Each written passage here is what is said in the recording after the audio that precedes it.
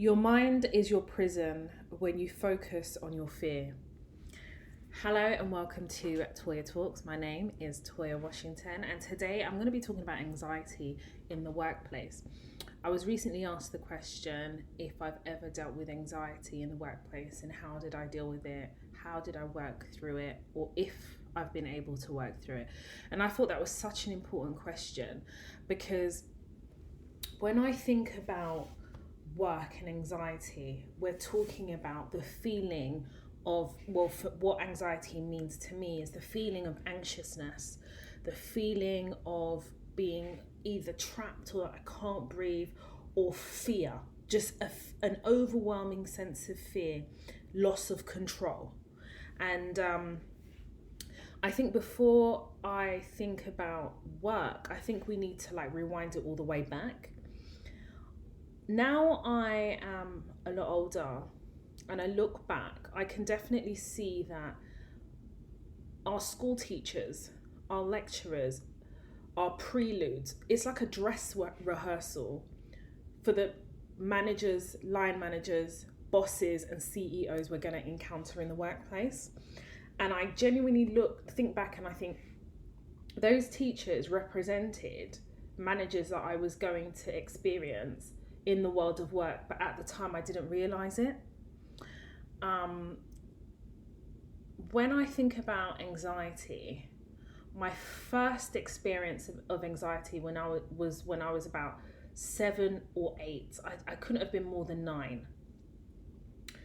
And I remember being in primary school, and I went to a primary school called Parkhurst in North London. It doesn't exist. Actually, does it exist? I think it does, but it's called something else now. It's actually in Tottenham, where I was born and raised. And there was a teacher called Mr. Hussein, and Mr. Hussein was from Mauritius, so he was Mauritian. And I remember we were having a spelling test, and I really liked English literature, English language as I got a bit older.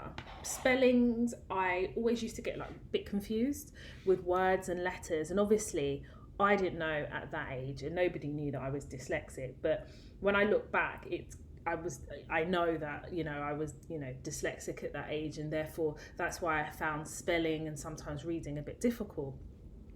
So as we're doing this spelling test, then I'm writing my answer. So he would basically say the word and then we would spell it. And then at the end, either we'd mark each other's or mark our own. So he had asked us to spell the word birthday. So I had spelt it BIRTHEDAY.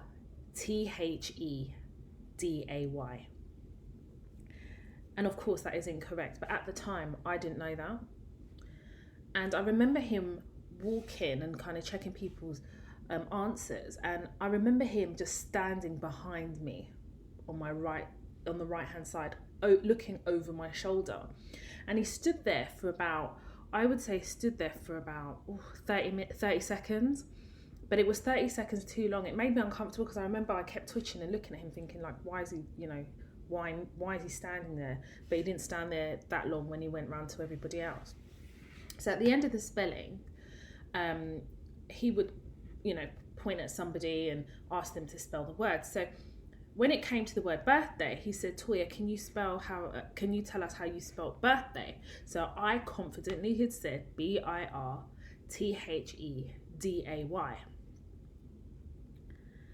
And then he asked me to stand up. So I stood up. And I still didn't understand what was happening. And then he asked me to spell it again. I'll spell it a second time. And as I was getting through spelling it, the school bell went and it was playtime. So it was I think playtime was about 15 minutes. And in front of the class, he said to me, "When you come back, I need you to spell the word birthday again and spell it properly." And I'm looking at him thinking, what do you mean spell it properly? I've just spelt it. I just didn't understand what he meant. And he goes, when the bell goes and you come back in the class, I want you to come to the front.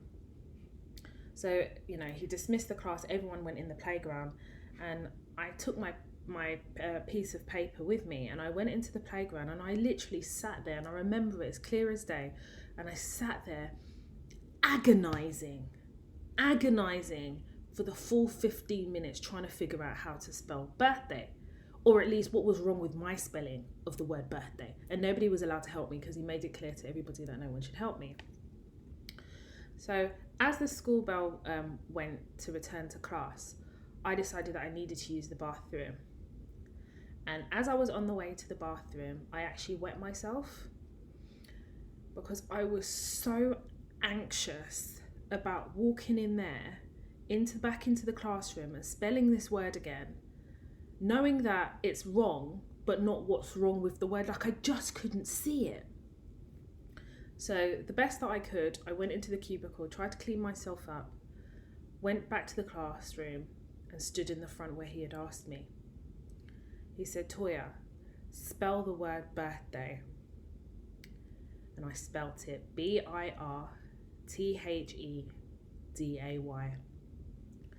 And I will never forget it. He screamed in my face. And he said, "How many times have I told you it's wrong, it's wrong, it's wrong?" And then he got the chalk and he wrote it, BIRTHDAY,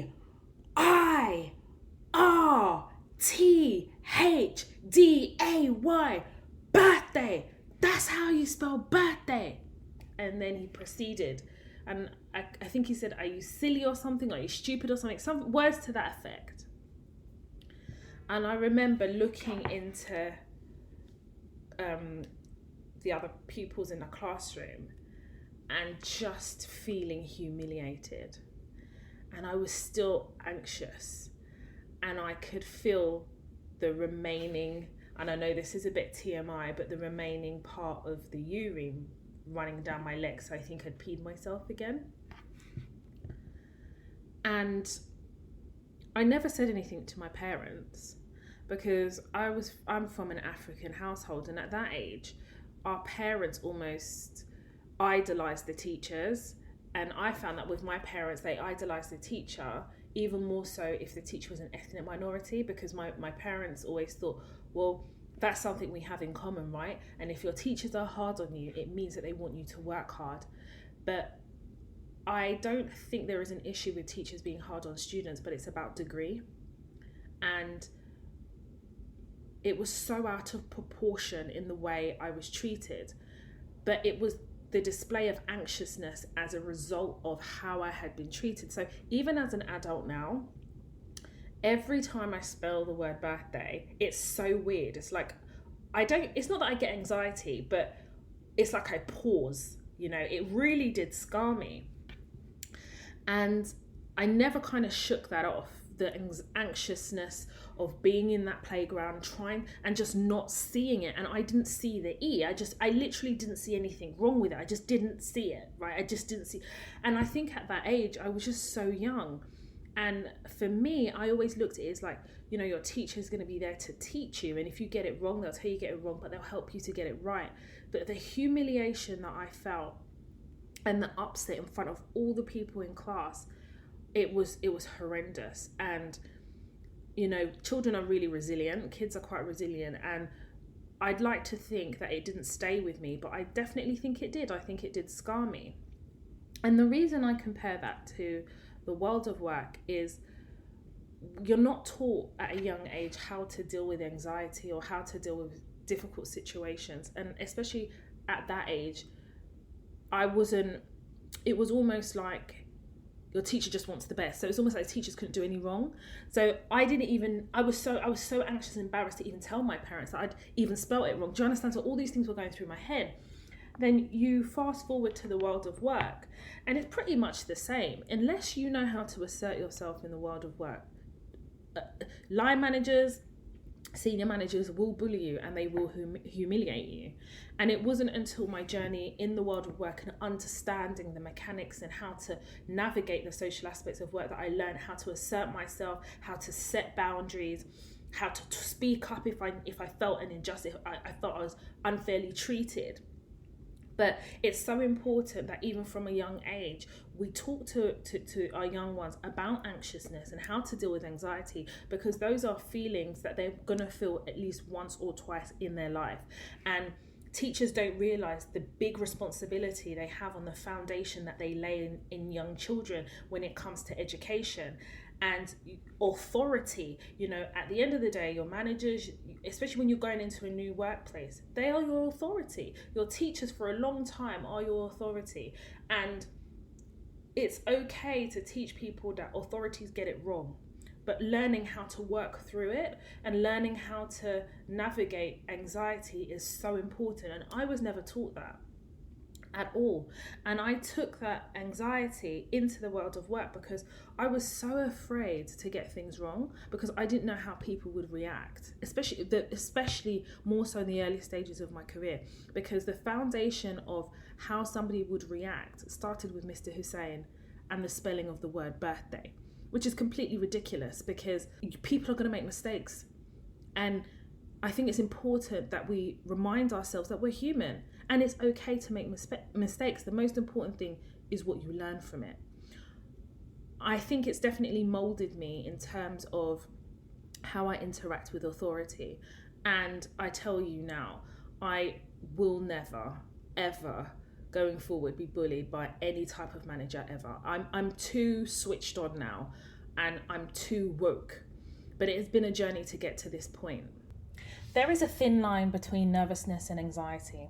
And what I will say is I do definitely get nervous, and I am very much, I would say, in control of any anxiety I could possibly feel, because I definitely feel, especially for a black woman, whenever you show any type of emotion in the office, the reaction's quite bizarre. And it's not necessarily empathetic. You see, white women are fantastic at weaponizing their emotions. It's not just their tears. But for some peculiar reason, they disassociate the feelings of anxiousness and nervousness from black women.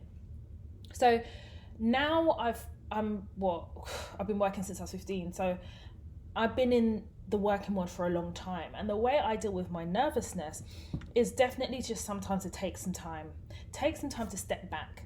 It is very intimidating, even for me, as long as I have been walking into white dominated industries and going into a boardroom full of white middle class men and basically saying to them, this is what I think in my professional capacity that you should do. This is the risk I see if you decide to go down this road. And then it's almost like you're battling against their egos. And I've often found it very, you know, I've gone into meetings thinking, crap, this is going to go one of two ways.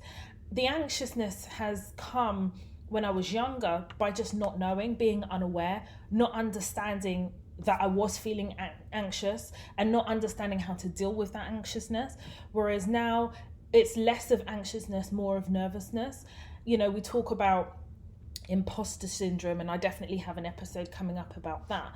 But there are times when I go into these meetings, all these boardrooms or senior management where nobody looks like me, and I'm basically sitting there telling them, this is my view, this is what I think you should do, and them basically ridiculing me or attempting to make me feel as though my views and my opinions are not worth anything. But then I'm confident. I know who I am. I know what I bring to the table, and it's taken me years to get to that point. But if I could speak to a younger Toya, I would tell myself, Toya, you've got this. There is a level of faking it till you make it, but girl, you've got the experience and you've got the academics behind you. Have more faith in yourself.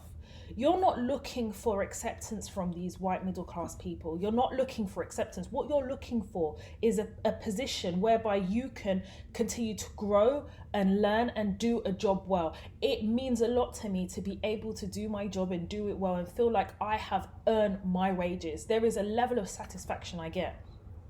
I think whenever you go into the office, it's a test of character. It's a test of who you are as a person. And this is why I always say to people, especially on my Snapchat or my social media, the workplace will either make your character or it will break your character. There'll be no meeting in the middle. It's one or the other. I always say the workplace is like a jungle. It's a professional jungle, survival of the fittest. And you have to decide, are you going to work hard? Are you going to defend yourself? Are you going to be confident in what you've done? Are you going to assert yourself in a professional way? Are you going to use the rules and regulations and the policies to navigate work? Or are you going to succumb to the pressure of anxiety, allow yourself to be bullied and manipulated and crushed by some of these people who don't care about you and simply see you as an employment number? There comes a time in your career, times in your career where you're going to have to make choices, and you're going to have to put that anxiety aside and truly choose yourself. And I'm not sitting here saying anxiety is a choice, because anxiety creeps up on you when you least expect it. Anxiety is very defeating on who you are and your character, especially when you're made to question yourself, or you're made to question, why am I here? Is this the right thing to do? You have to accept sometimes you're going to be wrong. And sometimes you're not going to be able to spell that word birthday. Or sometimes you are going to miss off that full stop in that email. And sometimes you're going to make a mistake. And you know why? Because you're human. Do not allow the workplace to dehumanize you. Sometimes I sit in workplaces or sit in organizations and I pinch myself. I'm here. I'm the product of first generation immigrants that came here with nothing and worked their way up and made sure they gave me everything I needed, everything they could possibly give me. They tried. And now I've managed to clutch and climb my way and claw my way through education and experience to get here. I've worked hard. No one gave me a pass. My skin was not a management qualification. I had to work hard for that management qualification. In fact, I've had to work hard for every single thing I have ever had. So I don't really have anything to prove to these people. It's to myself. I have to choose and decide that I'm going to come into this workplace every single day. And then I have to make a further choice. Do I succumb to the anxiety that's placed on me? Do I continue to question whether I should be here? Or do I stand tall with my shoulders held high, understanding that not only am I going to make mistakes, but I'm here. There is a reason I am here. And if I wasn't good enough, I wouldn't be here. Fighting for your job is not always about exchanging emails and, getting angry. Fighting for your job is every day you go into that office and you're delivering. That's fighting for your job. So when we talk about anxiety and when we talk about anxiousness, those are all legitimate feelings. But then you have to decide, are you going to take control of those feelings or are you going to succumb to them? I would say when I was a perm, the height of my anxiousness always came during the probationary period.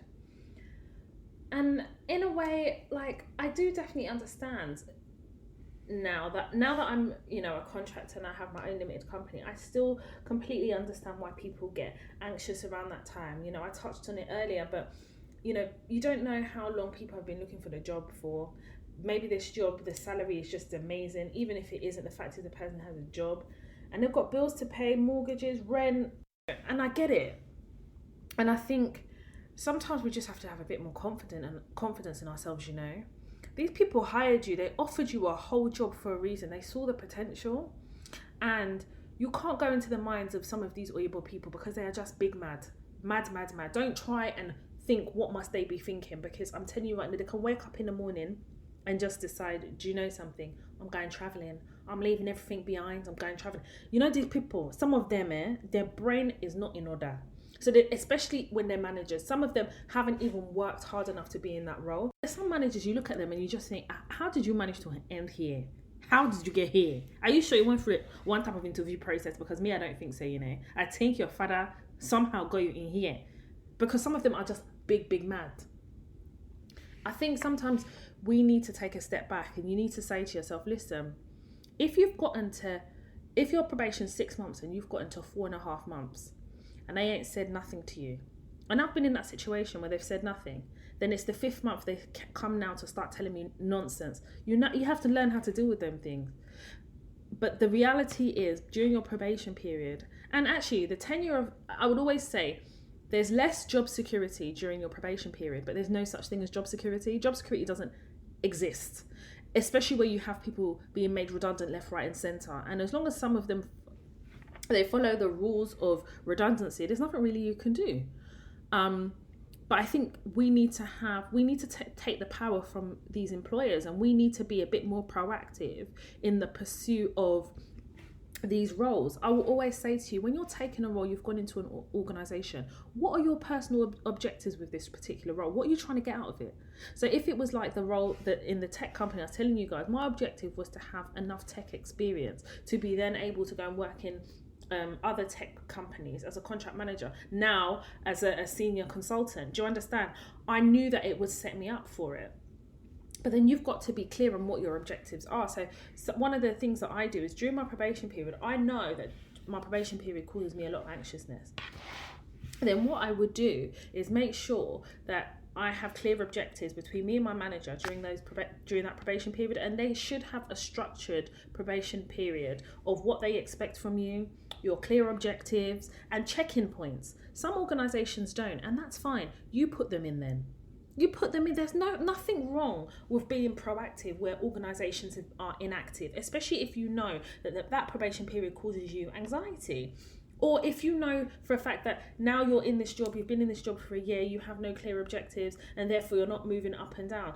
There are things that I think that you need to be proactive enough to put in place, or to have certain conversations and have things in writing until you get to a point where you know something. I'm not going up or down here. I've been here now for 4 or 5 years. No matter how anxious I feel about whether this, I'm going to have a job or not, there comes a point where you're going to have to put your big girl pants on and say, maybe I need to be going elsewhere.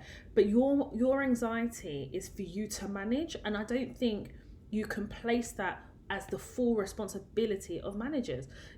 Some of these organizations don't give a shit. I've told you guys before, I'm yet to meet a competent HR department. So if the HR department are pants, I don't really have much expectation for some of these line managers. I remember as clear as then, I've said this story before, there was an organisation I was working at, and I was 4 months into a 6 months probation, almost 5 months, and from nowhere, the line manager, who was remote by the way, so she wasn't based in the same office as me, had decided that she wasn't happy with a piece of work I'd done, and from there she had decided to extend my probation period, and if I didn't pass my probation period, then it could result in a termination of employment. But this woman hadn't told me what it is I would need to do to pass the extended probation period. So she'd already set me up to fail. And I will never forget that as being the worst Easter break. You have the Easter bank holiday period. It was just before then. And I just remember feeling anxious. I couldn't sleep. I couldn't eat. I couldn't even use the bathroom. Like, I was just a shadow of myself. My heart was pounding. I had so many financial responsibilities. I couldn't afford, in my mind, I was like, I couldn't afford to not be working. And sometimes, back then it was in my 20s, and sometimes I used to think, do you know what? I'm just grateful to have a job. I don't want to go, and the job market then was quite bad. But I had to look at the bigger picture. The bigger picture is this woman is acting like me and her are fighting. She's come from nowhere, so she's calculated in not helping me to pass my probation period. She's waited 4.5 months to come to me with issues, and still she hasn't told me how I can pass my extended probation. You're telling me you'll be keeping an eye on me, and I would literally read emails about 50,000 times. Okay, bit of exaggeration, but you get the point. I was even too scared to send her emails because I was like, oh, if there's a spelling mistake, she might use it against me. All them type of things. Like, I would literally come into the office and I'd be shaking if I know that she's going to be in my particular office that week or that day.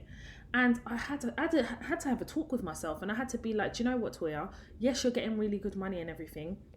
Yes, like, it's a good organisation, but there's a reality here. You could do all the right things and you could be as perfect as you think you can be.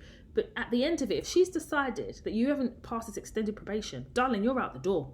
So you need to start looking from now. Because that type of situation, I couldn't even go to HR because I'm on probation anyway. And I didn't want to antagonize her so that I'd end up leaving.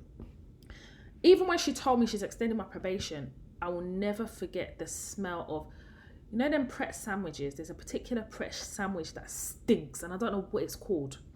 I think it's got chorizo in it.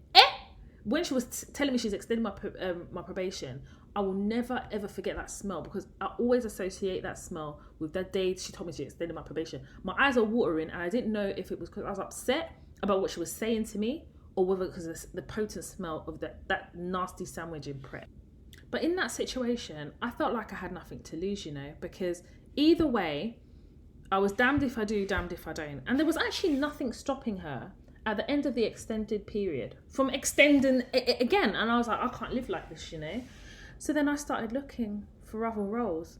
And then I was faced with the question, why are you leaving? I've already made the decision that I need to find another job. And then you go to interviews and then they say, well, you've only been here for 4.5 months. Why do you want to leave? And there was one interview and I actually got the job.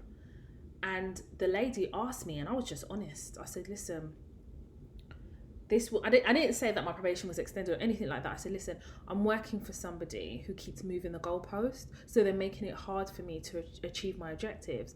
And if she makes it hard for me to achieve my objectives, it's difficult for me to grow in an organisation that is not supportive. And I definitely want to grow in an organisation and grow in an organisation that will support growth. And that is what's really important to me. That's why I'm leaving. And yes, I didn't tell her everything, but I told her enough for her to know that, number one, I really want this job I'm being interviewed for now. Number two, I want to grow with this organisation. So I'm giving her confidence that I'm going to stay there longer than 4.5 months. And I'm letting her know that I'm passionate, but I'm doing it in a way that, yes, I'm still telling the truth, but yes, I'm being economical with the truth. You're not going to sit there and tell her the reason, because even me, I don't even understand the reason why the woman come to me 4.5 months to come and chat shit. Do you understand? I subsequently ended up getting that job, and it was probably the most satisfying thing ever, because after I was offered that job, that day I was offered the job and I got confirmation in writing of the job offer, I think I slept very, very well. Very well. And I felt like the cloud of anxiousness just remove and depart from me.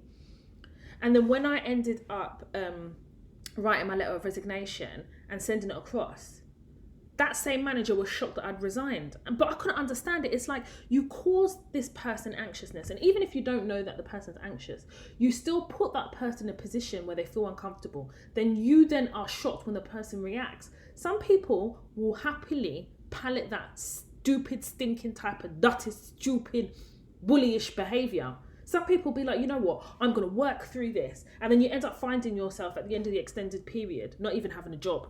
You have to get to a point where you have to have some real conversations with yourself. Like, is this person really setting me up here? Because if this person's setting me up, I'm now going to have a contingency plan.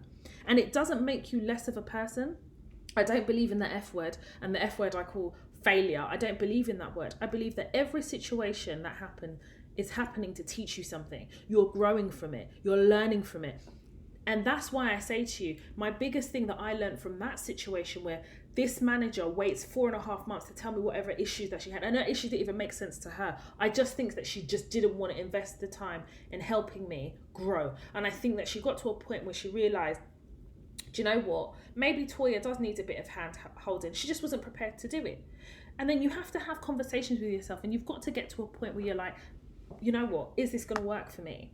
Am I going to continue to be anxious in a job? Because there's no saying that after I pass the extended probation and they give me an employment contract and say, right, you're now a fully fledged member of staff, that my tenure is going to be peaceful. This may be a prelude to this woman's madness. Am I really going to come in the office and be anxious every day of my working life, trying to please somebody that doesn't even know how to manage somebody or how to manage me? No, I can't live my life like that.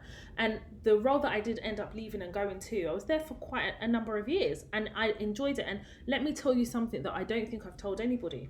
I took a massive pay cut. I was on excess of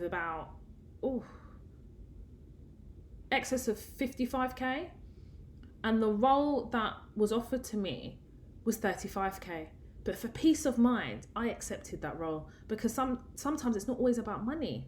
And I didn't finish off what I said before, but it was through that experience that I realised the importance of making sure that you have a managed probation period. And even if organisations don't have a structure around how probation periods are managed, I know what I expect from a probation period. I expect, if it's a 6-month probation or it's a 3-month probation, I want monthly check-ins. Your first 2 weeks, you could say, can we have a monthly check-in just to make sure that I'm meeting my key objective to enable me to pass my probation? There's nothing wrong with that. And writing out what your objectives are with your manager, or maybe suggesting some objectives. And then when you're doing your monthly check-ins, ticking off and making sure you're being measured against something. So there's clarity on both sides. There's nothing wrong with that. There isn't anything wrong with that. But until I went through that situation, I didn't even know that that's something I could do. So I definitely feel grateful to have gone through that. But in that time and in that period, I know that it was just sleepless nights, constipation, anxiousness. It was awful. It was just, and I'll be having that sense of dread, that knot in my stomach at 6 p.m. on a Sunday, knowing that I've only got a few hours and I'm back at work on Monday. Like, it's horrible feeling. But it's really important, I think, to be confident enough to take charge in your own career. What is really important is to understand that it isn't strange to feel anxiousness, heightened sense of anxiety, to feel stressed, to feel overwhelmed and overworked. But I think it's really important that you find your voice and you speak up, because unless you speak up, no one is going to know. As soon as you create an audit trail where you've notified your boss of stress or feeling a certain way, they have to act, is the point I'm trying to make. They have to act because they have a duty of care. And even if they want to ignore the duty of care, the fact is you need to put it in writing and have an audit trail. I promise you, these organisations hate an audit trail, because audit trail is evidence, and evidence means that they were put on notice. You never want a situation whereby you don't say anything, things come to a head, and then you start raising stuff. And then they look at you like, yeah, you've only just said it to us now, Snick. Do you understand? And I know it's very daunting, especially if, you're quite passive personality, or if it's like a first time role, because ultimately you want this job. But you ain't going to have a job if you continue down the path of stress and anxiousness, knowing full well that either the goalpost is being moved, you're being set up to not pass, or to not have a job, or you're being managed out. And you're being treated unfairly, and you think keeping quiet continues to make you a target. And you have to get to a point, I believe, whereby you shift the target and you focus on what the issues are. There's no shame in being signed off by the doctor, and I've often found it quite powerful to be signed off by the doctor, actually, because then there is again an audit trail, there's a record. And I'm yet to meet a doctor that can look somebody in the eye and know that they are seriously going through anxiety, stress, or even depression at work, and not sign them off. So yeah, I had to take some notes when I was thinking about my own experiences about anxiety and discussing it on here. And I'm really, really happy that you guys feel really, really comfortable to ask me questions like that. And sometimes I have to take the time to delve deep about a lot of my experiences in the workplace, because I've come so far. Sometimes it's easy to kind of forget how I started and where I started from. I think a few of the takeaway points is, sometimes as an adult, we often forget the foundation, and the foundation was education. What type of student were you? What type of relationships did you have with authority figures like your teachers, who were the first experiences of managers-esque type people? Like, how did you deal with anxiousness as a child? Has that changed as an adult? If you know that you need to change your approach in certain things, what have you done to proactively do that? Are you currently being bullied at work now? Or do you have anxiety and stress level? How are you managing that? Have you utilized some of the policies around stress? Because a lot of these organizations are trying to be a bit more, open to understanding stress and mental health. And if they have policies in place, they're to be used, and don't be afraid to ask questions and use them. So I hope you found this episode really helpful. I've enjoyed delivering it to you guys. Thank you so much for listening to my podcast, Toya Talks. Please, let's keep the conversation going. Follow me on Twitter, Toya, Toya_W, with the hashtag Toya Talks. Or you can follow me on Instagram. So Toya Talks has its own Instagram. It's Toya, Toya_Talks.